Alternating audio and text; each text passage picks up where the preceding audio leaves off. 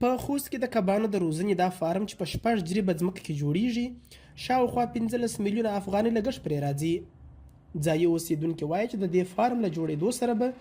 ډېرو ځوانانو ته د کار زمینه هم برابره سي. خو دومره پیدا دو چې دغه دولتي خلکو دولب څه پرېږده دا دغه خلک چې ووینې خلک منځکه لري خلک دویونه لري دا خلک ته غټه پیدا ده دا به ډېر ډنډونه جوړ کړو ډېره پرمینه به جوړ کړو دغه نه ډېره پیدا رسېږي. دا ډېره ښه ګڼمه دا د افغانستان د خلک غریب خلک دي غریب خلک دپاره هر هغه شی چې ګټه ولري دا پیدامند بلمه. مقصد په دا دینده دا چې دولت چې هر قسم یا کی مؤسسات یا دولت چې مصر هر قسم کمک وکړو. کبان په افغانستان کې تر ډیره د ژمي په موسم کې ډیر مینوال لري. د خوست یو شمېر کب پلورونکي وایي چې وطني ماهیان د کیفیت له اړخ په ځلونو تر پاکستانیو ښه دي. او وطني ماهیان خو چې جوړ شي ښه دي ځکه چې بیا دولت یو نوی پرن شروع کوي د میونې چې بیا خپل میون شي هغه به ډېر خوند وکړي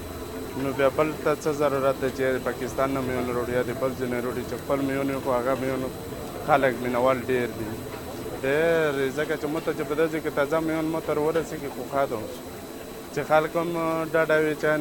نه دومره ټایم په وتلی نه بل چې د پاکستان نه څه دی ځای ته چې دلته بیا خپل وطني میون شي خو ډېره ښه ده. بلخوا ځایي چارواکي وایي د یاد فارم په مرسته به په دغه ولایت کې د کبانو 18 ټنه غوښې د تولید سربیره د خصوصي فارم لرونکو سره د نسلي ماهیانو د تکثیر او روزنې په برخه کې هم همکاري وسي چې په دې سره به د خصوصي فارمونو سره یو ځای په دغه ولایت کې د کبانو د غوښې اړتیا هم تر 80 سلنې پوره سي. پر روان کال کې موږ امید ده چې دا حاصل ته ورسیږي نو موږ به وکولی شو چې د ماهیانو 18 ټنه غوښه په کال کې موږ تولید کړو نو 18 ټنه غوښه به تولیدوي. له دې سره به دا کوم چې د هجري چې ده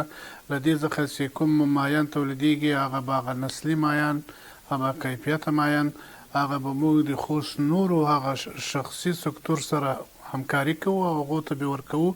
د نورو توکو په څیر افغانستان د پاکستاني کبانو لپاره هم ښه مارکیټ جوړ شوی دی خو بلخوا د کبانو فارم لرونکي وایي که یې ملاتړ وسي دوی کولی شي دومره کبان تولید کړي چې پاکستاني کبانو ته اړتیا پیدا نسي. شمس آرین، امریکا غږ.